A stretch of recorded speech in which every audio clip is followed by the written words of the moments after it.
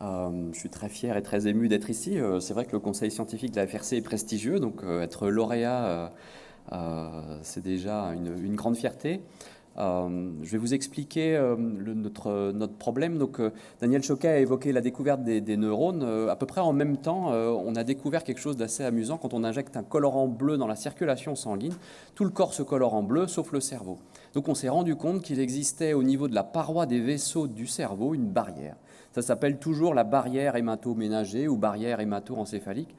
Et c'est un objet très étrange, encore mal connu, mais en tout cas, ça nous pose un problème quand on veut traiter le cerveau, quand on injecte un médicament ou quand on avale une pilule, ça va dans le sang, mais du coup, ça va avoir du mal à gagner le cerveau. Et donc, on a du mal à soigner le cerveau parce qu'on a du mal à amener aujourd'hui des médicaments au cerveau.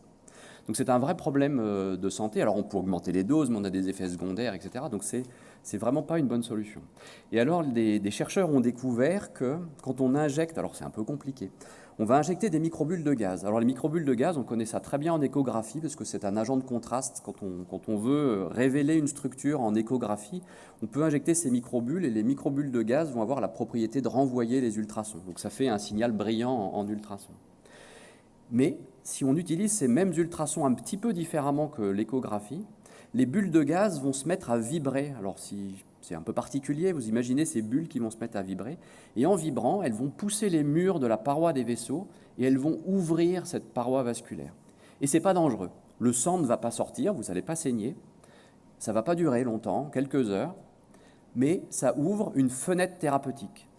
Et comme on sait focaliser des ultrasons, on sait les mettre à un endroit précis du cerveau, on va pouvoir ouvrir localement cette barrière hémato-encéphalique et ainsi administrer des médicaments à l'endroit où on veut.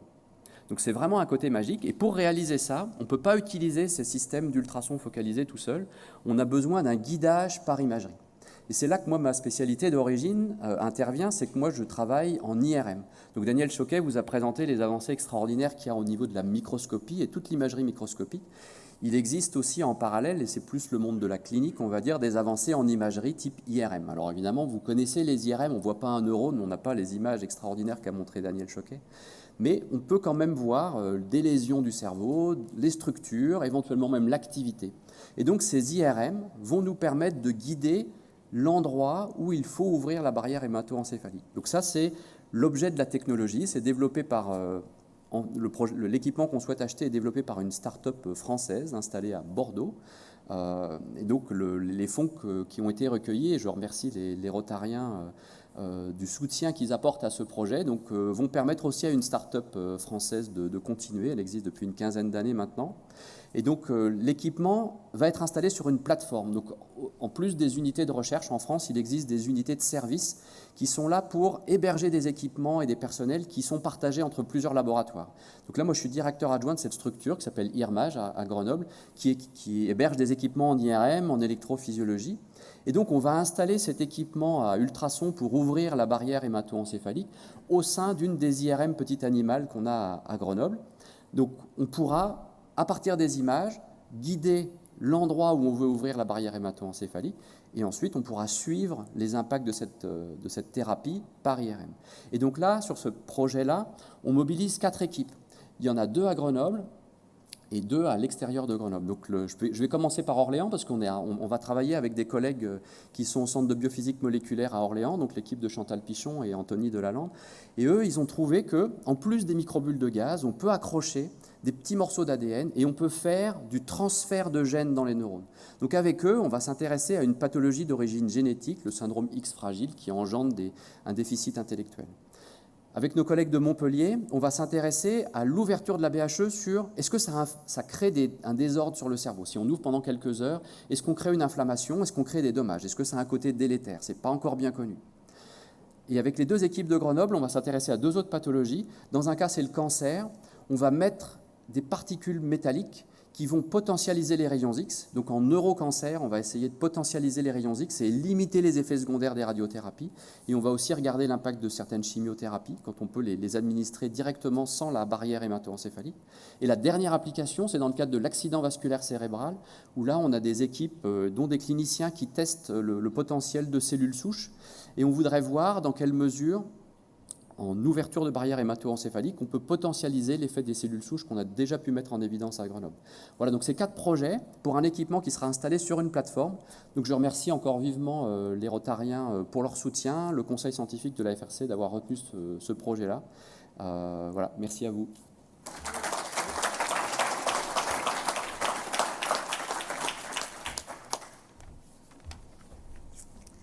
Moi, j'appelle maintenant Alain Chédotal, qui est directeur de recherche INSERM à l'Institut de la Vision à Paris, et qui va nous parler de l'imagerie en profondeur résolutive et multicolore du système visuel, du développement à la pathologie.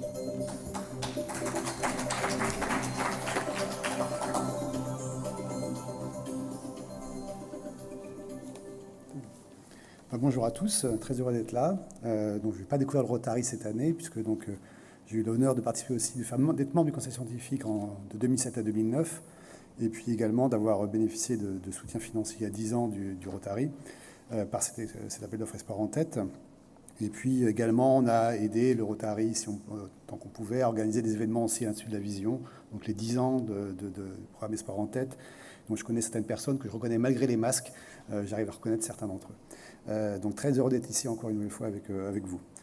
Donc l'Institut de la Vision, alors là on a parlé du cerveau, alors vous dites pourquoi les yeux, etc. Alors l'œil a beau être à l'extérieur de votre boîte crânienne, dans le développement embryonnaire, il est dans le cerveau. Et en fait, il va bourgeonner à partir du cerveau, se détacher progressivement, mais c'est exactement comme du cerveau. Ça a la même structure, il y a des neurones, c'est exactement pareil. C'est pas comme vos nerfs qu'on appelle périphériques, il a vraiment la même origine. Donc c'est du cerveau globalement. C'est-à-dire que les pathologies qui affectent le cerveau, Alzheimer, vont aussi affecter la rétine par exemple. Et là, on a parlé de beaucoup de pathologies, on n'a pas parlé des pathologies qui affectent l'œil. Et la DMLA, par exemple, en France, c'est 1 million de personnes. Le glaucome, des centaines de milliers de personnes. On estime qu'il y aura 3 millions de personnes avec la DMLA dans 25 ans. Pratiquement 25% des gens de plus de 70 ans vont avoir la DMLA. Voilà, donc c'est des pathologies qui sont vraiment très, très handicapantes. Et votre cerveau, c'est très bien, il fonctionne, mais pour voir quelque chose, il faut les yeux également. Pour entendre, il faut des oreilles, il faut une oreille interne. Donc il ne fonctionne pas tout seul, il a besoin que le reste aussi soit correct. Donc moi, je travaille à l'Institut de la Vision, qui est un institut qui n'a pas été créé par Saint-Louis, mais l'hôpital des 15-20 dans lequel il a été créé par Saint-Louis au XIIIe siècle. Nous, on est plus jeunes, on a été créé il y a 12 ans uniquement. On a maintenant, on était 50 en 2008, et maintenant on est 320. Et puis il y a également 7 entreprises qui ont été créées, un bâtiment, un centre d'investigation clinique. Donc il y a maintenant pratiquement 500 personnes qui sont parties d'un environnement. Il y avait un parking à l'hôpital des 15-20 il y a encore 13 ans. Donc il y a 19 équipes donc, de recherche. Et c'est aussi donc moi je m'occupe également de la plateforme d'imagerie et qui est très ouverte. On a à peu près 25 équipes minimum par an de Paris qui viennent utiliser nos plateformes. On est ouvert à des industriels. On organise également des formations, des cours. Et par exemple, il y a 10 ans, vous aviez financé un microscope à feuilles de lumière, le premier au monde qui avait été commercialisé. Et ce microscope-là, il nous a servi à faire, rien que pour nous, 15 publications minimum. Et on a formé également des gens. On a formé 250 personnes venant du monde entier à l'utilisation de ce microscope. Quand ils viennent, ils voient Rotary Club à côté, donc ils sont au courant d'où vient le financement. Donc voilà, donc c'est aussi une plateforme qui est très ouverte sur des laboratoires français et étrangers. Donc nous, le projet donc, que l'on a, c'est de comprendre comment le système visuel est organisé, comment votre œil va se connecter dans le développement avec les neurones qui vont vous faire voir une image, comment ça marche, comment ça se met en place, quels sont les mécanismes qui guident ces connexions, en espérant que si on comprend bien ça, on arrivera peut-être à réparer le cerveau plus tard. Donc il y a des gens qui travaillent sur les aspects de développement et puis des personnes qui essaient de comprendre comment le cerveau fonctionne et comment aussi on peut avoir des approches thérapeutiques nouvelles. Et ça, on l'a expliqué, le cerveau et la rétine également, c'est épais, c'est compliqué. Classiquement, les gens faisaient des coupes très fines parce que voilà, si vous faites quelque chose de plus fin, ça va être plus transparent, on va mieux voir ce qui se passe à l'intérieur. Mais on a besoin de comprendre le cerveau d'une manière intégrée. Vous avez des neurones dans votre cortex qui vont projeter dans votre moelle épinière. Si vous regardez à un niveau donné, vous allez voir un petit truc, mais vous n'allez rien comprendre de l'organisation du circuit. Et donc pour ça, on a besoin de voir les choses un peu intactes, le plus intactes possible pour comprendre comment ça fonctionne. Et donc il faut imager des organes épais, des structures épaisses. Également, le cerveau, alors on a plein de gras, mais quand vous regardez un cerveau, vous ne voyez rien, vous ne voyez pas de neurones, ils ne sont pas colorés, ces neurones. Et donc là, on utilise maintenant des techniques qui permettent d'exprimer donc, des molécules fluorescentes dans différentes catégories de neurones. Alors, si vous avez une couleur, vous allez avoir des neurones verts, c'est bien. Si vous avez 2 couleurs, vous allez pouvoir avoir une couleur, 2 couleurs, éventuellement des mélanges. Et donc, nous, on utilise des techniques qui ont été développées, ça a été montré dans un des films, la technique de arc-en-ciel, Brainbow, qui a été développée par un chercheur, Jean Livet, qui travaille dans notre institut, et qu'on est de nombreux à utiliser dans le bâtiment. Et là, on peut marquer les neurones et d'autres cellules de multiples couleurs. Donc là, vous êtes à un challenge, il faut visualiser de multiples couleurs, il faut réussir à voir en épaisseur, et pour ça, on a besoin de microscopes très particuliers qu'on n'avait pas pour l'instant, à part ce microscope un peu spécial. Donc voilà, on veut comprendre d'un point de vue fondamental comment ça fonctionne, et puis après, donc, on veut tester des médicaments. Et donc dans les équipes, il y avait 7 équipes qui présentaient des projets pour l'achat de ce microscope, dont je vais parler. Certaines équipes, donc, comme moi, travaillent sur les aspects plutôt fondamentaux, y compris la réparation. D'autres équipes s'intéressent à développer des petits yeux à partir de cellules de la peau. On peut maintenant vous prendre des cellules de la peau, les développer, en faire des petites rétines. Et ça, c'est intéressant parce que ça va pouvoir produire des nouveaux neurones. Quand vous avez du glaucome, vous perdez un type de neurone dans la rétine. Et là, on essaie de développer des stratégies permettant de remplacer ces neurones. Donc, vous pourrez vous prendre, l'idée c'est ça, vous prendre des cellules de la peau, les transformer dans des boîtes de culture en petites cellules, en petites rétines, dissocier, isoler là-dedans les cellules qui vous manquent, et vous les regreffer pour restaurer une vision. Voilà, donc ça semble un peu la science-fiction, mais c'est déjà en cours, il y a des essais qui sont en cours. Voilà, donc ça, on a besoin de voir l'organisation de ces petites cellules, de ces petites rétines in vitro, et pour ça, il faut avoir des microscopes qui permettent de voir des choses assez épaisses. Il y a également donc, des équipes qui s'intéressent à développer des vecteurs viraux qui vont faire exprimer dans le cerveau, dans le cortex directement, dans la rétine, des molécules pour rajouter, par exemple, une activité électrique ou rajouter des molécules ou des gènes dans le cerveau. Et donc pour ça, c'est pareil, on va injecter de la rétine ou le cerveau, et on a des prélèvements, encore une fois, assez épais, et il faut qu'on ait des moyens de bien les visualiser. Donc, on a à l'Institut, bien sûr, comme tout le monde, on entend parler microscope confocaux. Alors, oui, microscope confocaux, c'est comme une voiture. Il y a plusieurs types de voitures. Il y a également plusieurs types de microscopes confocaux. Et là, ce microscope qu'on veut acheter, c'est un microscope qui est très particulier. À ma connaissance, il n'y en a pas d'autres en France.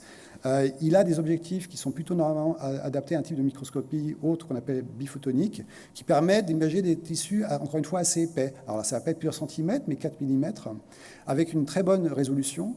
Également, je vous dis, on fait plusieurs couleurs, et généralement, on image une couleur, puis la deuxième couleur, puis la troisième couleur, et ça, c'est très long.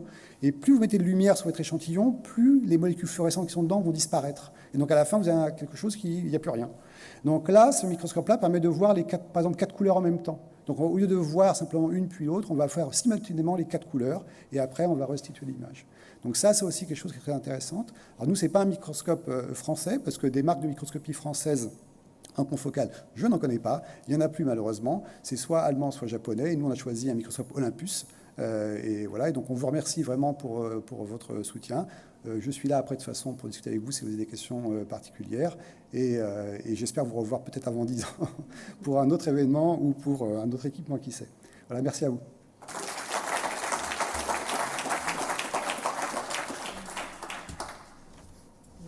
On voit la passion qui nous anime, entre guillemets.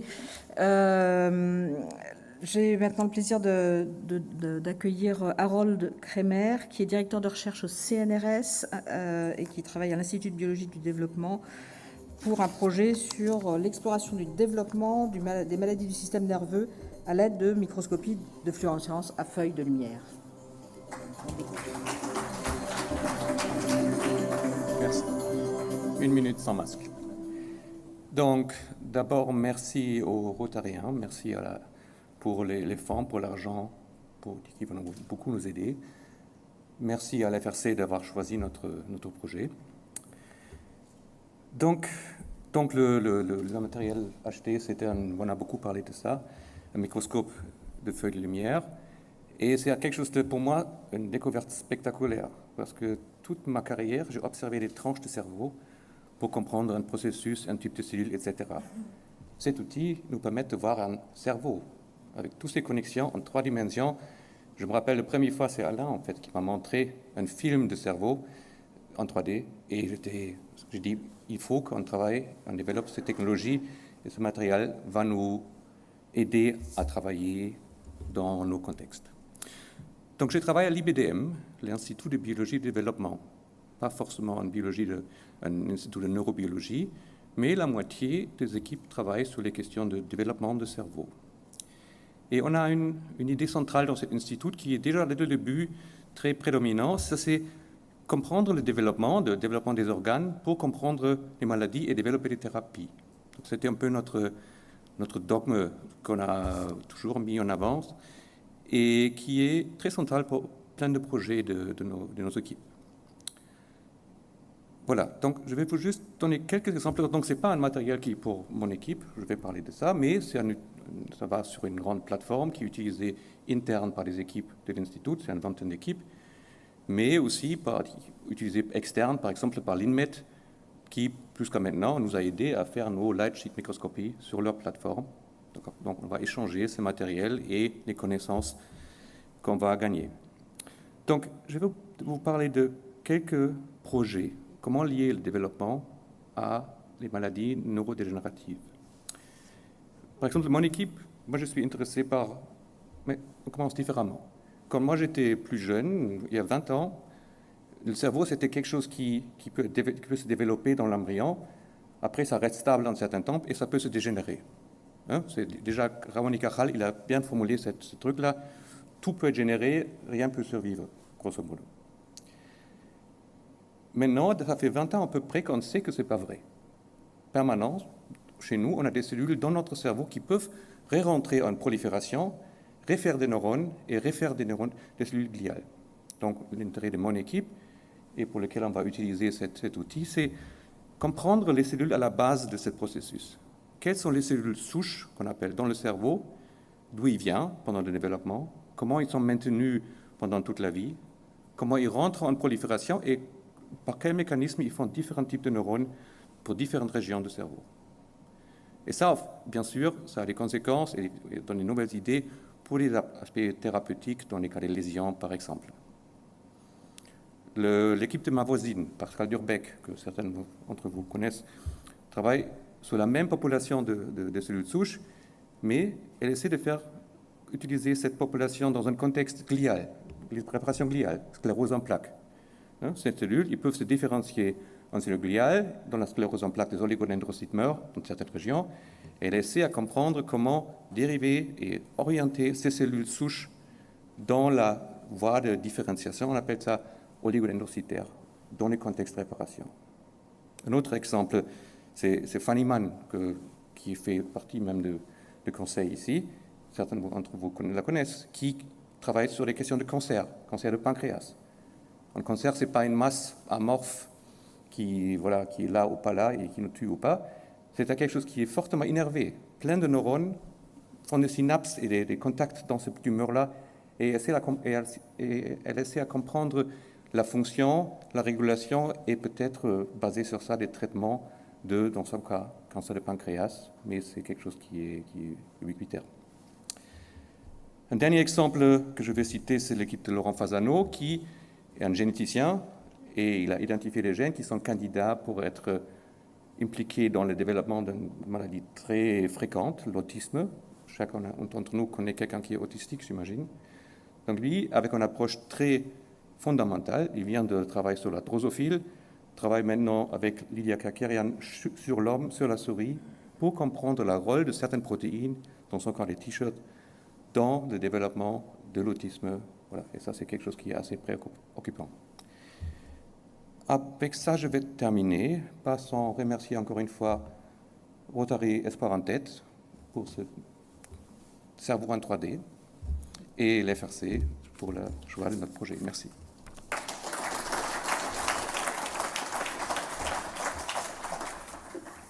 Petite femme de ménage. Bien, très bien. Et donc maintenant, moi, je vais appeler Fiona Francis, qui est donc directrice de recherche CNRS à l'Institut du Fer à Moulins à Paris, et qui va nous parler de l'imagerie confocale de haute sensibilité en temps réel pour élucider les mécanismes subcellulaires perturbés dans les pathologies cérébrales.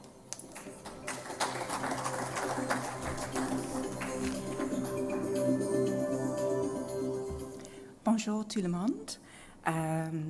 Je suis très contente et très émue, bien sûr, d'être ici aujourd'hui pour la remise du prix Rotary Espoir en tête de 2020. Je souhaite bien sûr vous remercier très fortement de notre soutien. On est vraiment très contents et je vais vous expliquer pourquoi. Je remercie bien sûr aussi le FRC pour leur expertise, le conseil scientifique. Donc cette aide très précieuse nous donne la possibilité d'acheter pour la première fois un microscope qui va combiner une très grande vitesse avec une très haute sensibilité. Donc c'est, comme on a déjà entendu, un microscope confocal, mais un microscope confocal avec ses aspects assez importants. Donc ce matériel va changer la vie des chercheurs dans notre institut. Aussi bien que d'autres chercheurs, ça va nous permettre de visualiser et d'analyser de très petites structures qui sont très dynamiques, donc c'est-à-dire qu'ils bougent très très vite à l'intérieur des cellules nerveuses. Donc l'Institut du Fer-à-Moulins est un institut de neurosciences soutenu par les tutelles INSERM et Sorbonne Université. Et nos recherches portent sur le développement et la plasticité du système nerveux. Nous nous intéressons à plusieurs maladies, donc des maladies neurologiques aussi bien que neuropsychiatriques. Par exemple, nous nous intéressons aux mécanismes liés à l'épilepsie, au déficit intellectuel, aux troubles de neurodéveloppement, par exemple les troubles de spectre de l'autisme, aussi bien qu'à la dépression et à l'addiction et aux pathologies de motor neurones. Donc le microscope que nous souhaitons acheter sera installé sur la plateforme d'imagerie de notre institut et il y a déjà, pour composer ce projet, 6 équipes de l'institut qui vont utiliser ce microscope, aussi bien que d'autres équipes externes en lien, par exemple, dans le cadre du réseau d'imagerie de Sorbonne Université et d'autres équipes aussi de la région parisienne. Donc, il y aura beaucoup d'utilisateurs qui vont utiliser ce matériel d'une manière importante. À l'Institut du Fer-à-Moulins, nos questions nouvelles de recherche ne peuvent être actuellement abordées avec le matériel existant. Même si nous utilisons déjà certains types de microscopie, nous avons des exigences avec nos nouveaux projets, des exigences d'avoir de la grande vitesse pour détecter des variations des signaux, notamment fluorescentes, que nous avons déjà discuté aujourd'hui, dans de différentes parties de la cellule. Et justement, dans nos projets de recherche, c'est les détails qui sont très, très importants et qui vont être très révélateurs, en fait, pour nous aider à identifier de nouvelles différences en lien avec des cellules qui sont normales ou versus les cellules qui sont pathologiques. Donc, comme nous travaillons sur des cellules vivantes, nous devons utiliser un minimum de puissance de laser, autrement les cellules vont mourir. Donc, ça, c'est très important. Pour cela, nous avons besoin de caméras ou de détecteurs qui sont très, très sensibles. Et comme ça, nous pouvons illuminer nos cellules moins fortement, qui va donner des données qui sont très fiables, en fait. Le nouveau microscope va nous donc permettre de visualiser avec une sensibilité, une qualité d'image supérieure à les autres méthodes classiques. Donc ça, c'est important. Et ça sera pour visualiser des protéines et des petites structures à l'intérieur de ces cellules nerveuses dans nos échantillons qui sont parfois très précieux. Donc les processus que nous étudions nécessitent d'être explorés en temps réel et ça va apporter une nouvelle dimension à nos études. Ce nouveau microscope va donc nous aider énormément pour ce type d'expérience. L'imagerie ultra rapide et hautement sensible sur cellules vivantes est en effet une méthode de choix pour analyser les mécanismes subcellulaires à l'intérieur des cellules. Et ça sera en conditions normales et également pas comparé à la condition pathologique. Par exemple, nous pourrons analyser le mouvement des noyaux et autres structures dans les cellules qui vont montrer des mutations dans certains gènes impliqués dans des malformations corticales, par exemple, donc des malformations du cortex qui arrivent pendant le développement. Donc nous espérons, avec ce type de technique, de découvrir et de caractériser des processus qui n'ont jamais été décrits auparavant. Nous acquérirons ainsi des informations de cellules normales comparées à des cellules anormales avec une précision très précise et très précieuse. Nous espérons réaliser des avancées majeures dans la compréhension des maladies que nous étudions. Donc, voici tout ce que je voulais vous dire. Et bien sûr, je serai très contente d'essayer de discuter et de répondre à vos questions aujourd'hui. Et je voulais juste vous remercier encore une fois pour votre soutien et merci de votre attention. Bonjour à toutes et à tous. C'est un grand plaisir pour moi d'être là pour plein de raisons. D'abord, pour vous remercier pour votre investissement et dans cette opération Espoir en tête, mais également parce que c'est à Orléans. Et pour moi, c'est une ville qui m'est chère, c'est là où je suis né, c'est là où vit ma famille. Donc je pense qu'il y a beaucoup de gens ici qui sont du coin. Donc voilà, ça me touche profondément. Comme disait Anne-Marie, je vais vous parler un petit peu de science. Ça fait juste 35 ans que je m'intéresse au cerveau. C'est un organe, évidemment, qui est on ne peut plus fascinant, qui nous fait nous poser énormément de questions. C'est un organe qui, évidemment, est clé. C'est là où on a nos pensées, nos rêves, nos prises de décision, nos peurs, nos anxiétés, nos angoisses, mais aussi nos troubles et les maladies qui peuvent affecter cet organe. Cette complexité, je pense, est parfaitement inégalée dans la biologie, surtout lorsqu'on regarde le cerveau qui nous touche directement, le cerveau d'un être humain.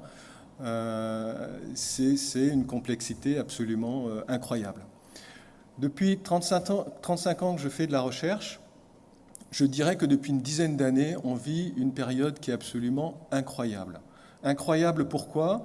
Parce que comprendre le cerveau, c'est d'être capable de voir un petit peu toutes les connexions, comment cette machine, finalement une machine électrique, fonctionne.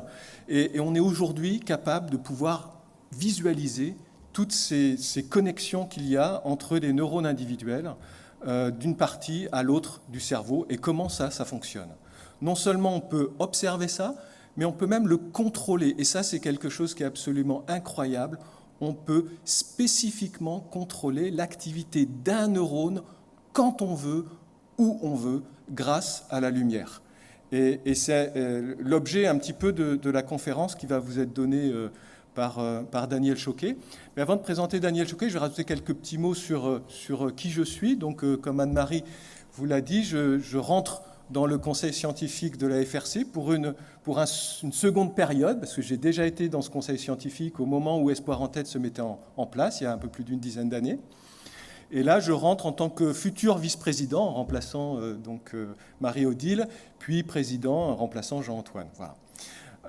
Comme je disais, 35 ans de recherche en neurobiologie. Ma passion, c'est comprendre comment fonctionne le glutamate, qui est un des neurotransmetteurs majeurs du système nerveux central, avec des implications de potentiel d'outils thérapeutiques conséquents qui intéressent toute l'industrie pharmaceutique. Je suis impliqué aussi dans des relations avec l'industrie, évidemment, et je dirige un gros centre de recherche d'environ 300 chercheurs, dont pratiquement la moitié travaillent sur le cerveau, mais c'est un centre de recherche qui est intéressant, parce que travaillent dans ce centre à la fois des neurobiologistes, des gens qui s'intéressent au cancer, des gens qui s'intéressent au cœur. Pourquoi ? En fait, on se rend compte que les mécanismes à la base de tous ces fonctionnements cellulaires sont souvent similaires et ça permet des échanges entre des gens issus de domaines disciplinaires différents. Voilà, je vais présenter Daniel Choquet qui va vous faire une conférence enregistrée juste après mon propos. Daniel est quelqu'un qui a démarré sa carrière sur Paris à l'Institut Pasteur. Il a commencé par enregistrer, d'un point de vue électrique, l'activité des neurones dans le cerveau. Ensuite, il est parti aux États-Unis se former à des technologies innovantes où on pouvait analyser des molécules isolées et voir leur dynamique. Et c'est ce qu'il a installé ensuite en revenant des États-Unis, monté son laboratoire sur Bordeaux. C'était au début des années 90. Et depuis, il a créé ce centre qu'on appelle le Centre interdisciplinaire des neurosciences de Bordeaux, où se fait une science absolument remarquable et très, très innovante d'un point de vue technologique. Et je lui donne donc la parole pour présenter ces derniers outils. Alors, je ne sais pas comment on contrôle le passage. Je suis neurobiologiste, directeur de l'Institut interdisciplinaire de neurosciences à Bordeaux et directeur de la plateforme Bordeaux Imaging Center. C'est un grand plaisir et un très grand honneur pour moi d'être invité aujourd'hui par la FRC et mon ami Jean-Philippe Pin à vous faire une petite présentation rapide sur les nouvelles avancées technologiques, en particulier dans le domaine de l'imagerie, qui permettent de révolutionner nos connaissances sur le fonctionnement du cerveau. Le cerveau, vous connaissez tous son importance, c'est la tour de contrôle de notre corps, c'est à travers le cerveau qu'on est capable de ressentir tout notre environnement et de traduire ça en actes qui vont nous permettre, à travers des commandes motrices, d'agir sur ce même environnement. Ce cerveau en bonne santé est fascinant, malheureusement il peut aussi être malade, et le coût des maladies neurologiques est extrêmement élevé. Ça représente à peu près un tiers des dépenses de santé, 7% du PIB. Pour répondre à ces défis de la connaissance du cerveau sain et du cerveau malade, de très grands programmes sont mis en œuvre. On peut citer par exemple au niveau de l'Union européenne les projets Blue Brain, financés à hauteur d'1 milliard d'euros, ou aux États-Unis le projet de cartographie du cerveau doté de 3 milliards d'euros, et bien d'autres de ces projets. Alors le cerveau, qu'est-ce que c'est? Eh bien, on sait depuis pas si longtemps, en fait, depuis à peu près une centaine d'années, que ce n'est pas comme on pensait autrefois une masse gélatineuse de tissu biologique, mais que ce cerveau est bien formé de cellules individuelles. C'est le fameux neurobiologiste espagnol Ramón y Cajal qui, il y a un peu plus d'une centaine d'années, grâce à la méthode de coloration de Golgi, donc une première méthode d'imagerie, a permis de montrer que les neurones étaient ces cellules individuelles et que le cerveau était donc formé de ces assemblées de milliards de neurones. Ces neurones, ils communiquent entre eux au niveau de zones de contact qu'on appelle des synapses, et très tôt, on a reconnu que ces synapses, ces zones de contact entre neurones, jouaient probablement un rôle extrêmement important. Il y a principalement deux types de synapses, les synapses excitatrices, qui représentent la majorité d'entre elles, 90% d'entre elles, et les synapses inhibitrices. Dès le début, Ramón y Cajal a identifié que ces synapses étaient formées, excitatrices en particulier, étaient formées sur ces protrusions dendritiques, ces petites excroissances toutes petites, de la taille d'un 20e de cheveux à peu près. Et il a remarqué que ces synapses étaient observées sur des formes très variées, des petites et des grandes. Et il a, dès le début, proposé que peut-être les changements d'efficacité de la transmission entre neurones pouvaient être un paramètre important du fonctionnement du cerveau. Quand on veut étudier le cerveau, on est donc obligé de travailler à plusieurs échelles. On est obligé de travailler à une échelle microscopique, pour regarder comment fonctionne une synapse, donc, comme je vous l'ai dit, de la taille à peu près d'un 20e de cheveux, 1 micromètre. On est obligé de regarder le réseau cérébral, formé de ces connexions entre ces millions de neurones qui communiquent entre eux pour traiter l'information. Et on doit regarder aussi à un niveau macroscopique les connexions entre les différentes aires cérébrales. Donc c'est pour ça que la recherche sur le cerveau est par essence multidisciplinaire et multi-échelle. Elle se nourrit de plusieurs sciences biologiques, la biologie cellulaire, l'immunologie, la génétique, la biochimie. Et c'est grâce à l'apport de sciences très variées comme la physique, la mathématique, la chimie, l'informatique ou la médecine que les connaissances sur le cerveau peuvent avancer. Il y a un adage que j'ai fait mien, qui est un adage de Sidney Bredder, qui dit que les progrès en sciences dépendent de nouvelles techniques, de nouvelles découvertes et de nouvelles idées, sans doute dans cet ordre. Et en effet, je pense que le développement de nouvelles technologies qui permettent de faire de nouvelles observations sont un des points clés de l'avancée de nos connaissances en biologie, plus généralement, et en neurosciences tout particulièrement. Une première avancée extrêmement importante après les découvertes initiales de Ramón y Cajal, ont été les capacités d'enregistrer l'activité électrique des neurones, avec l'ensemble des techniques de physiologie et d'électrophysiologie. Elles ont été développées juste après-guerre. Mais une avancée particulièrement notable a eu lieu il y a une quarantaine d'années, qui est la découverte, l'invention de la technologie du patch clamp, qui a permis pour la première fois d'enregistrer l'activité de canaux individuels. Ces déflexions que vous voyez vers le bas correspondent à l'ouverture et à la fermeture de canaux membranaires déclenchés par des neurotransmetteurs, on en reparlera tout à l'heure, et c'est cette première technologie d'enregistrement électrophysiologique qui a permis pour la première fois de regarder comme ça le fonctionnement d'une molécule individuelle.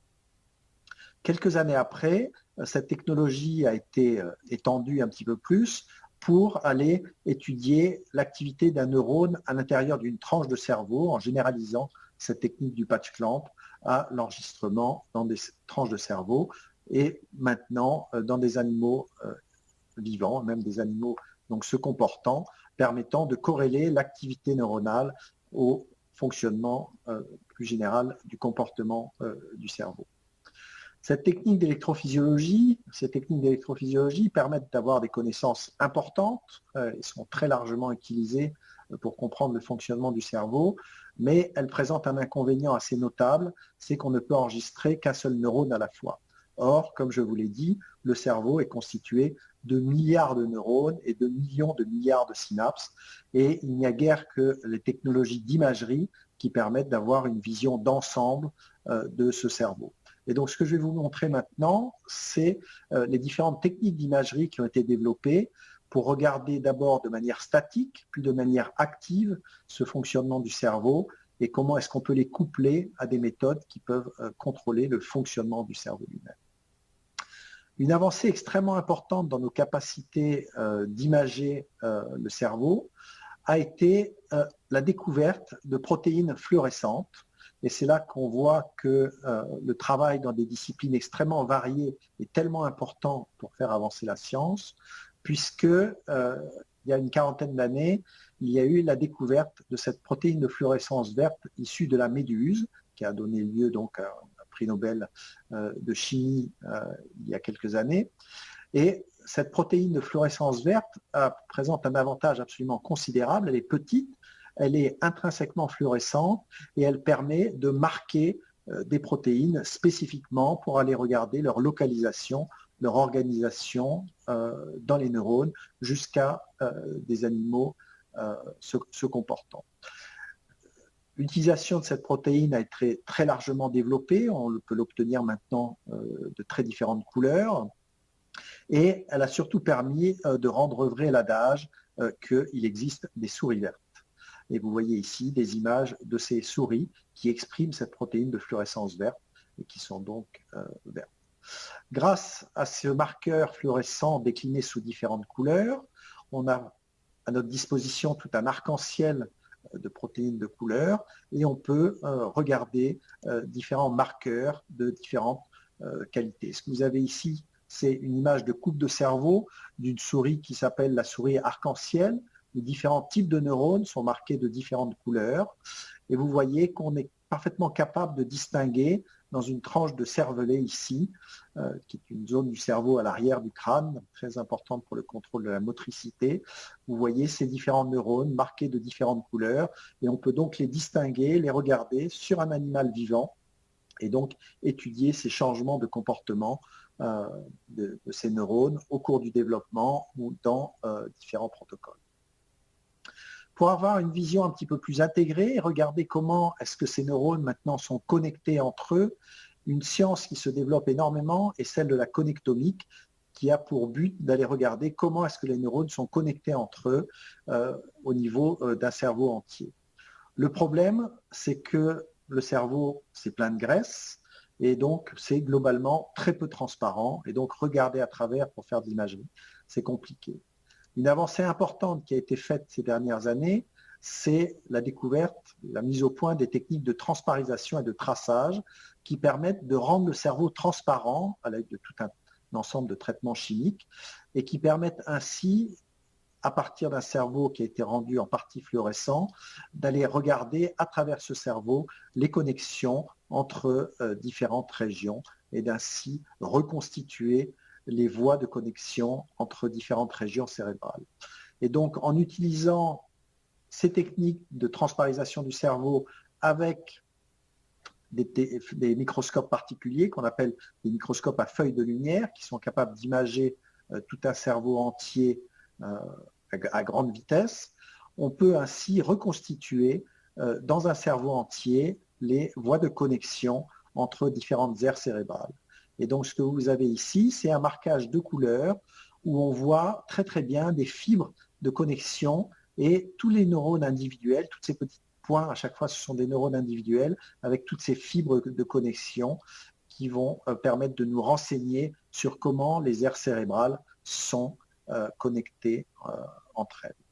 Donc ça, c'est une vision du cerveau, on va dire, statique. Ce qui est important, c'est aussi de pouvoir voir le cerveau en action. Et là aussi, ces protéines fluorescentes nous rendent des très grands services, puisque en les associant avec des biosenseurs capables de détecter différentes propriétés cellulaires, par exemple le calcium, les variations de calcium sont un indicateur de l'activité neuronale extrêmement important. On peut exprimer ces biosenseurs qui couplent la protéine de fluorescence verte avec des senseurs de calcium, on peut les exprimer dans le cerveau pour mesurer en temps réel l'activité de neurones. En associant, et là aussi vous voyez qu'on associe une technique de chimie avec des techniques dérivées de la physique, des techniques d'imagerie, en associant à ces senseurs des techniques d'imagerie très sophistiquées comme l'imagerie multiphotons, qui permet d'avoir une précision à l'intérieur du tissu tout à fait inégalée, on va pouvoir aller regarder l'activité des neurones dans des tranches de cerveau et même dans des animaux se comportant. En pouvant attacher des petits microscopes très très légers, ce microscope pèse à peine 2 grammes, sur la tête de petites souris, je vous rassure tout de suite, c'est totalement indolore pour la souris de porter cet appareil. On va pouvoir regarder quelle est l'activité des neurones pendant que l'animal se comporte, ce qui va évidemment nous donner des informations considérables sur le fonctionnement du cerveau. Donc ce que les chercheurs sont capables de faire maintenant, c'est de prendre un animal, une petite souris, qui se promène par exemple dans un labyrinthe, où on lui montre des réalités virtuelles, on lui apprend à se diriger dans ce labyrinthe, et en parallèle, on va enregistrer l'activité de tous les neurones individuels à l'aide de ces senseurs calciques. Ce que vous voyez, ce que vous avez vu ici, je vais rejouer ce film, ce que vous avez vu ici, ce sont tous ces neurones individuels qui ont une activité qui est corrélée à l'activité d'orientation de la souris. On peut donc comprendre comme ça comment est-ce qu'un réseau de neurones va pouvoir traduire une information visuelle en une action motrice de s'orienter à l'intérieur d'un labyrinthe. Donc ça, c'est une vision assez macroscopique. Je voudrais terminer en vous parlant d'une vision très microscopique, puisque pour comprendre le fonctionnement du cerveau, il faut aussi en comprendre le fonctionnement de ces éléments très élémentaires, et en particulier les synapses. Je vous ai dit que ces synapses étaient des choses très petites, 1 micromètre, qui sont difficilement atteignables par ces techniques d'imagerie qui sont limitées par ce qu'on appelle la limite de diffraction.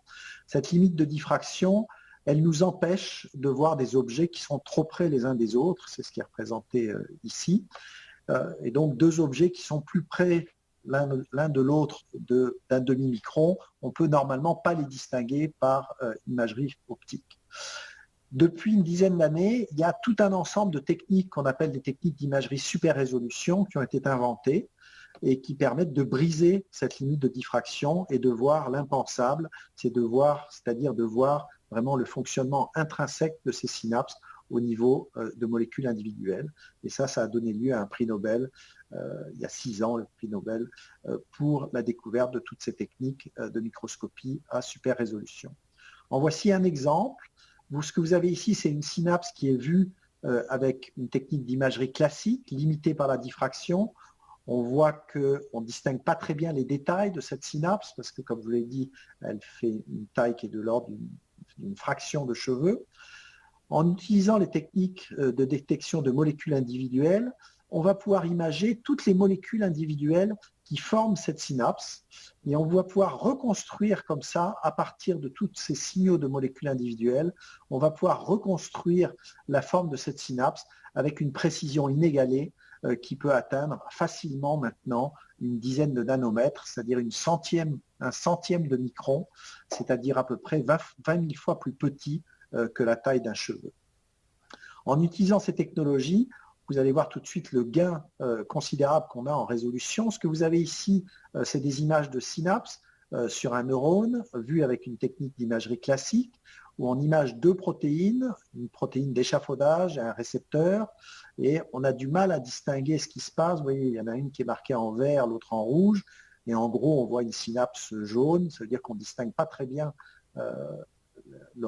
l'organisation de chacune d'elles. Et en passant en technique d'imagerie à super résolution, on est capable de gagner une précision considérable. Ce qu'on est capable de voir, c'est que ces protéines rouges et ces protéines vertes, elles ne sont pas au même endroit. Et donc ça nous donne des informations très importantes sur l'organisation nanoscopique de ces synapses. Et on peut regarder ça en 3 dimensions, ce qui nous donne une image particulièrement précise et donc nous renseigne sur cette nano-organisation des synapses et quelle importance ça pourrait avoir pour leur fonctionnement.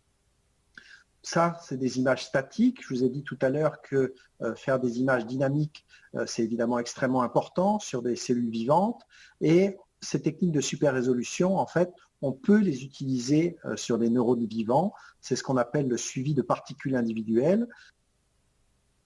Donc, ce que vous avez ici, ce sont des récepteurs individuels qui sont marqués avec une petite nanoparticule rouge à la surface d'un neurone qui, lui, est marqué en vert. Et quand on regarde sur un neurone vivant, ce dont on se rend compte, c'est que ces récepteurs de neurotransmetteurs, ils ne sont pas immobiles, mais ils sont en agitation permanente.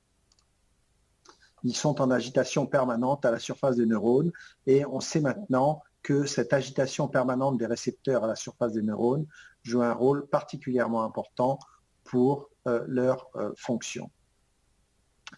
Alors, tout ça, c'est de l'observation. On a regardé des réseaux de neurones, on a regardé des synapses individuelles avec des récepteurs en train de se déplacer. En fait, en utilisant des variants de ces protéines fluorescentes, on est maintenant capable aussi modifier l'activité du cerveau. Et ça, c'est tout l'avènement des technologies d'optogénétique. Opto pour la lumière, génétique parce qu'on a des actuateurs qui sont codés génétiquement. Donc, ce sont par exemple ce qu'on appelle les canaux rhodopsines ou channel rhodopsines, qui sont capables, en réponse à des stimulations lumineuses, d'activer des neurones ou au contraire d'inhiber des neurones. Et ça ouvre la voie vraiment à des modifications de l'activité cérébrale par la lumière. Là, on voit un neurone qui exprime une de ces channels rhodopsines et quand on l'illumine, on est capable de déclencher des patterns d'activation. Donc, vous voyez qu'en associant cette capacité d'imager les neurones à différentes échelles, à l'échelle moléculaire, à l'échelle macroscopique, avec des capacités de modifier l'activité des neurones par l'optogénétique, on est capable d'augmenter considérablement notre compréhension du fonctionnement du cerveau. Alors pour l'avenir, qu'est-ce qui nous attend? Moi, j'aime bien dire que l'avenir de l'imagerie en neurosciences est brillant, voire lumineux. On s'attend à des développements considérables pour imager dans le domaine des senseurs au voltage, pour pouvoir directement imager la propagation de l'influx nerveux dans les neurones. On assiste depuis quelques années au développement de senseurs pour les neurotransmetteurs qui permettent véritablement de mesurer l'efficacité de la transmission synaptique par imagerie, et puis tout un tas de biosenseurs pour la signalisation. En parallèle, pour contrôler l'activité du cerveau, il y a un développement considérable dans des variants d'optogénétique de canaux ioniques qui permettent vraiment de contrôler très finement l'activité neuronale, des actuateurs optiques de signalisation qui peuvent contrôler les niveaux de calcium, les niveaux d'autres neurotransmetteurs, par exemple. et puis un ensemble de stimulateurs électro-optiques qui permettent d'enregistrer des quantités de neurones électrophysiologiquement et en même temps de les stimuler. Voilà, j'en ai fini pour cette brève présentation.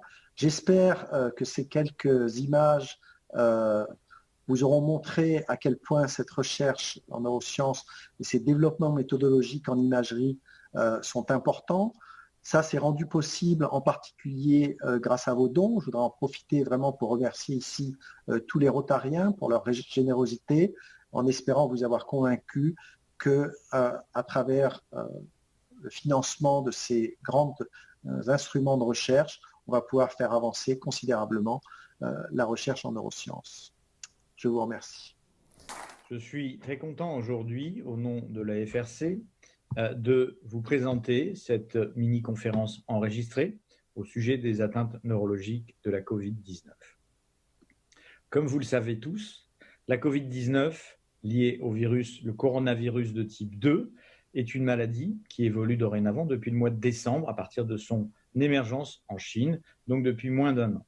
Sur le plan épidémiologique, cette maladie a largement diffusé à travers le monde, puisqu'elle a déjà infecté un minimum de 34 millions de sujets, avec la survenue d'environ 1 million de morts.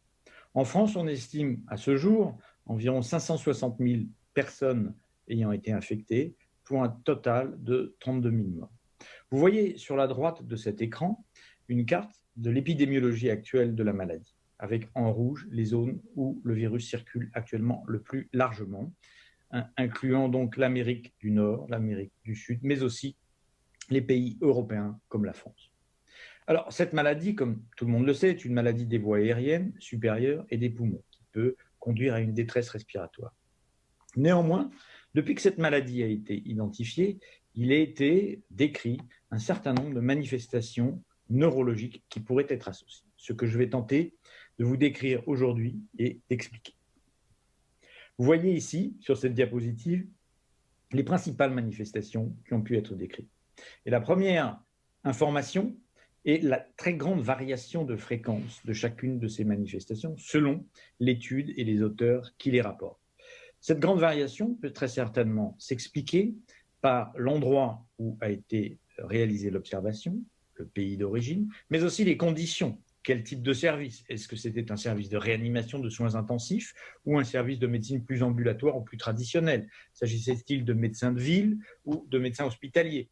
Beaucoup d'incertitudes qui expliquent en partie cette extrême variation des fréquences représentées.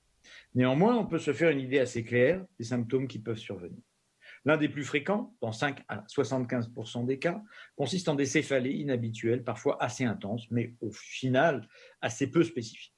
De la même manière, assez peu spécifique, une sensation de malaise, une sensation vertigineuse, décrite dans 10 à 40% des cas, mais qui ne conduit pas au fond à un diagnostic très spécifique. Un peu plus spécifique de cette infection, les troubles de l'odorat et du goût, qui sont dorénavant bien connus et qui surviendraient, selon l'étude, entre 5 et 80% des cas. Très vraisemblablement plus que dans 5% des cas, qui était la fréquence initialement rapportée en Chine, et peut-être qu'un peu moins de 80% des cas, qui est la fréquence qui était rapportée dans les séries allemandes. D'autres symptômes, parfois un peu plus marquants, consistent en un syndrome confusionnel, c'est-à-dire des troubles de l'orientation dans le temps et dans l'espace, avec une perturbation des fonctions intellectuelles, et puis une inversion du rythme nictéméral, ou encore des troubles du comportement et une agitation inhabituelle qui, là encore, sont rapportés dans des fréquences extrêmement variables. De manière assez consensuelle, l'épilepsie est au final assez rare, bien qu'elle puisse survenir, mais ce qui est assez fréquent et préoccupant, c'est la survenue d'accidents vasculaires cérébraux qui pourraient survenir dans plusieurs pourcents des cas, la fourchette haute, 75%, étant très certainement surestimée par des séries qui se concentraient sur les patients présentant des symptômes neurologiques. Enfin, la survenue de troubles cognitifs, intellectuels, soit au moment de l'infection, soit à distance, ont aussi été décrits. En reprenant séparément ces symptômes, essayons de voir lesquels pourraient être relativement spécifiques de l'infection à la Covid-19 et lesquels pourraient être totalement aspécifiques. On a parlé de ces troubles du goût et de l'odorat. En Chine, peu décrits, en Allemagne, très fréquents. On sait que leur survenue peut être précoce, ne sont pas dépendants d'une congestion nasale comme on pourrait avoir dans un rhume habituel. Ils surviennent souvent sur des formes peu graves, ambulatoires, en ville, et le plus souvent régressent assez rapidement. Mais ça n'est pas constant et la régression peut être lente. Et cette régression est parfois associée à des sensations anormales de dysosmie, de perception anormale. C'est un symptôme assez spécifique. On en reparlera un petit peu à la fin. Il n'est pas certain que ce soit un symptôme qui traduise une atteinte directe du cerveau, bien que cela ne soit pas exclu, mais très vraisemblablement, une infection de cellules de la muqueuse nasale est responsable de ces anomalies du goût et de l'odorat. Je vous ai mentionné tout à l'heure ces atteintes cérébrovasculaires, ces accidents vasculaires cérébraux qui sont très préoccupants. Ces accidents vasculaires cérébraux sont assez peu fréquents, mais tout de même plus fréquents que dans la population générale. Ils peuvent survenir chez des sujets assez jeunes, laisser des séquelles assez lourdes, et ils peuvent s'accompagner soit d'accidents ischémiques par occlusion d'un vaisseau, parfois d'un gros vaisseau qui va jusqu'au cerveau, ou des accidents hémorragiques avec un saignement dans le cerveau. Le pronostic est bien sûr assez réservé puisque, comme tout accident vasculaire, et en particulier dans ces accidents vasculaires, des séquelles importantes peuvent survenir. Je vous présente quelques images pour illustrer ce propos d'infarctus cérébraux qu'on peut visualiser sur des IRM cérébrales et que vous voyez sur le haut, ou encore de patients qui ont présenté de multiples hémorragies cérébrales que vous voyez sous forme de petits points noirs arrondis sur ces IRM cérébrales. Alors pourquoi ces accidents vasculaires cérébraux? Il s'agit dans un grand nombre de cas de patients qui n'avaient pas de facteurs de risque spécifiques à faire ces accidents vasculaires. Et on a relevé, chez les patients atteints d'une infection à la Covid assez sévère, des états d'hypercoagulabilité, une tendance à faire trop de coagulation dans le sang qui pourrait être à l'origine d'une occlusion des gros vaisseaux dans le système nerveux. Une deuxième cause, qui serait peut-être plutôt associée aux hémorragies, serait une atteinte de la paroi des vaisseaux, de l'endothélium, les cellules qui recouvrent la paroi interne des vaisseaux, qui seraient infectées, fragilisées et qui favoriseraient les hémorragies. Donc, une manifestation neurologique tout à fait préoccupante, la fréquence anormalement élevée de ces accidents vasculaires cérébraux. Une deuxième entité assez générale consisterait en une encéphalopathie associée à la Covid-19. Les symptômes d'une encéphalopathie, ce qui veut dire une souffrance diffuse fonctionnelle du cerveau, peuvent être une confusion, des troubles de la vigilance, une somnolence ou une agitation à l'inverse. Et puis, ce qui a pu être décrit aussi, c'est des patients qui n'arrivent pas à se réveiller alors qu'ils ont été réanimés pour l'atteinte pulmonaire de la Covid. Et enfin, une question ouverte, et des études sont en cours pour déterminer si ce symptôme est fréquent, c'est une apathie qui persisterait à distance. Une apathie, c'est un manque d'élan vital, un manque d'énergie qui persisterait à distance de l'infection. Alors, ces encéphalopathies sont souvent l'apanage de formes assez sévères de Covid. Ça touche des patients âgés avec des comorbidités qui sont les patients les plus vulnérables. Et au fond, l'hypothèse est qu'il s'agit souvent d'un symptôme assez peu spécifique où participerait à la fois l'hypoxémie, le manque d'oxygène lié à la pneumopathie, des troubles métaboliques et à la sévérité de la maladie, des médications, notamment les sédatifs qui sont donnés en grand nombre, en particulier dans les patients réanimés, et puis ce qu'on appelle l'orage cytokinique, c'est-à-dire une libération de médiateurs inflammatoires dans le sang qui pourrait avoir une toxicité sur le cerveau en lien avec la sévérité générale de la maladie. Mais au final, pas une atteinte très spécifique liée au virus du système nerveux. Plus spécifique, très vraisemblablement, la méningite ou l'encéphalite directement à la Covid-19. Alors ça, c'est une manifestation plus rare, moins de 5% des cas, mais elle évoque une possible infection directe dans le système nerveux ou dans les méninges. Ça se caractérise par un tableau qui associe des céphalées, des troubles de vigilance, parfois des signes focaux, des déficits, des paralysies, des atteintes intellectuelles, des syndromes confusionnels, et là, une épilepsie peut survenir. Donc ces symptômes peuvent être parfois très sévères et conduire au coma, ou être un peu moins sévères, ou donner des déficits neurologiques. La détection du virus a été effectuée dans de nombreux cas. Cette survenue de méningite ou d'encéphalite suggère que le virus pourrait directement infecter le système nerveux. Mais au final, quand on fait des ponctions lombaires, qu'on examine le liquide cérébro-spinal des patients, la mise en évidence du virus par des techniques de biologie moléculaire est assez rare. Est-ce que c'est que l'explication relève-t-elle d'un manque de sensibilité de ces techniques ou du fait qu'au fond, il ne s'agit pas d'une infection directe? La question est encore ouverte. On en reparlera un petit peu à la fin de cet exposé. Deuxième type d'encéphalite, qui n'est pas une encéphalite directe infectieuse au moment de l'infection à la Covid, mais qui peut être une infection différée, ce qu'on appelle une encéphalite post-infectieuse. Quelques jours, voire quelques semaines après, surviennent des lésions dans le système nerveux de nature inflammatoire parce que le système immunitaire a été activé et il reconnaîtrait de façon anormale le cerveau. Et il donnerait une encéphalite secondaire dite auto-immune ou immunologique. Alors, ces tableaux, qui sont connus dans d'autres infections, il ne s'agit pas d'un tableau spécifique de la Covid, sont parfois extrêmement sévères ou peuvent même engager le pronostic vital. Ils peuvent être responsables d'un coma, de tableaux de pseudoméningite, de tableaux très sévères. Je vous montre quelques exemples d'IRM de patients qui ont représenté ce type d'encéphalite post-infectieuse avec, vous voyez, des lésions multiples qui apparaissent en blanc sur les IRM dans certaines régions qu'on appelle de la substance blanche, qui sont disséminées de nature inflammatoire et qui peuvent être responsables de déficits très importants. Un même mécanisme peut aussi conduire à une atteinte dite post-infectieuse, immunologique, par reconnaissance anormale du système immunitaire des composants du soi, mais avec atteinte du système nerveux périphérique. Ce syndrome s'appelle le syndrome de Guillain-Barré. Là encore, il n'est pas du tout spécifique de l'infection à la Covid, il peut survenir après de nombreuses infections, mais il a été décrit après les infections à la Covid et il peut être responsable d'une atteinte du système nerveux avec déficit moteur, paralysie, déficit sensitif, perte de sensibilité et le pronostic peut là encore être préoccupant et justifier une prise en charge en réanimation. Donc au final, ces atteintes post-infectieuses, elles sont assez rares, elles ne sont pas spécifiques, mais il faut savoir qu'elles peuvent survenir et qu'elles peuvent être sévères. Alors maintenant, comment pourrait-on réfléchir et démontrer qu'au fond, la Covid-19 et ce coronavirus de type 2 est responsable d'une réelle maladie du système nerveux en tant que telle, une maladie infectieuse du système nerveux?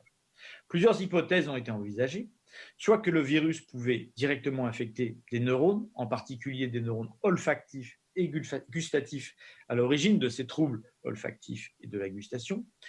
On peut aussi émettre l'hypothèse d'une infection plus large de cellules neurales ou encore d'un passage du virus au travers de la paroi des vaisseaux cérébraux.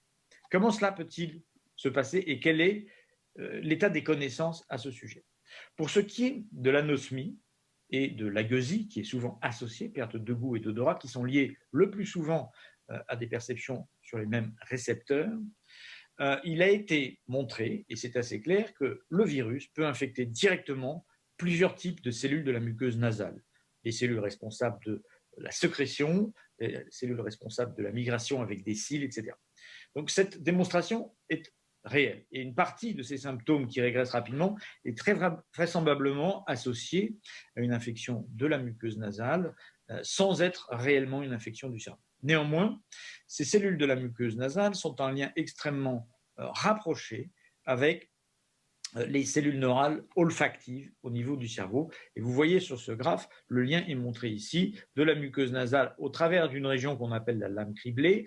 Le virus pourrait migrer et infecter des cellules neurales olfactives et donc se positionner comme une infection active de certains neurones olfactifs dans le système nerveux central. Et cette hypothèse, bien que pas totalement étayée à ce jour, reste tout à fait vraisemblable, en particulier pour certains tableaux d'anosmie persistante. Qu'en est-il du reste du cerveau? Ce virus est-il réellement neuro-invasif? Pour bien comprendre comment il pourrait infecter le système nerveux, il faut comprendre que ce virus nécessite l'expression par la cellule qu'il va infecter d'un récepteur. Ce récepteur s'appelle l'enzyme de conversion de l'angiotensine de type 2, qu'on appellera ACE2. Évidemment, ce récepteur est très largement exprimé par les voies respiratoires, mais aussi par d'autres organes, comme le tube digestif, le rein, des organes qui ont été démontrés comme infectés. On sait qu'il est aussi exprimé par la muqueuse nasale et il a été démontré une expression de ce récepteur par certaines régions du cerveau, comme vous pouvez le voir sur ce schéma sur la droite qui vous montre une coupe sagittale d'un cerveau. Et on voit par exemple sur cette région jaune à la partie antérieure inférieure du cerveau, la région responsable de l'olfaction qui effectivement au sein de cette région, certains neurones exprimeraient le récepteur du virus, ouvrant la possibilité d'une infection. Et on voit que d'autres régions expriment aussi ce récepteur, comme les régions motrices et d'autres régions dans les parties plus profondes du tronc cérébral, comme vous voyez ici. Donc, sur le plan théorique, l'infection de certaines régions, de neurones, mais aussi d'autres cellules, comme vous le voyez ici, des astrocytes, des oligodendrocytes, des cellules microgliales, toutes les cellules constitutives du système nerveux. Certaines de ces cellules expriment bien le récepteur et sont des candidates à l'infection. Néanmoins, pour vraiment démontrer cette neuroinvasivité, comme vous vous en doutez, il faut bien démontrer que le virus peut être présent dans ces cellules. C'est là-dessus que nous conclurons. Troisième possibilité de neuroinvasion, on sait maintenant que le récepteur dont je vous parlais, le récepteur pour ce virus, la CE de type 2, est exprimé par les cellules de la paroi des vaisseaux qu'on appelle les cellules endothéliales et que vous voyez ici. Donc, le virus peut théoriquement infecter ces cellules de la paroi des vaisseaux. Et il a été démontré une présence de ce virus dans certaines études dans ces cellules endothéliales. Et ça pourrait être une modalité d'entrée du virus dans le système nerveux. En passant par les cellules endothéliales, il pourrait rentrer au travers de la barrière qui sépare le sang et le cerveau, qu'on appelle la barrière hémato-encéphalique. Un deuxième mode d'entrée possible serait une infection des globules blancs dans le sang circulant. Ces globules blancs étant suractivés pourraient rentrer de manière anormale dans le cerveau entre les cellules de la paroi et à ce moment-là libérer le virus in situ dans le système.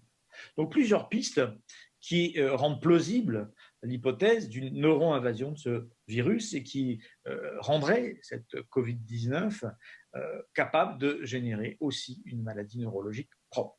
Néanmoins, comme je vous le disais, à ce jour, beaucoup d'hypothèses, des travaux émergent, mais cette épidémie a moins d'1 an et la science avance à un rythme plus rapide que d'habitude sur ce sujet, mais il lui faut quand même le temps de démontrer les hypothèses. Et aujourd'hui, bien sûr, il est grand temps d'aller plus loin, puisqu'aujourd'hui, le virus a été retrouvé dans le système nerveux dans certaines régions, mais de manière inconstante. Il y a beaucoup de discussions sur la qualité et la portée de ces travaux.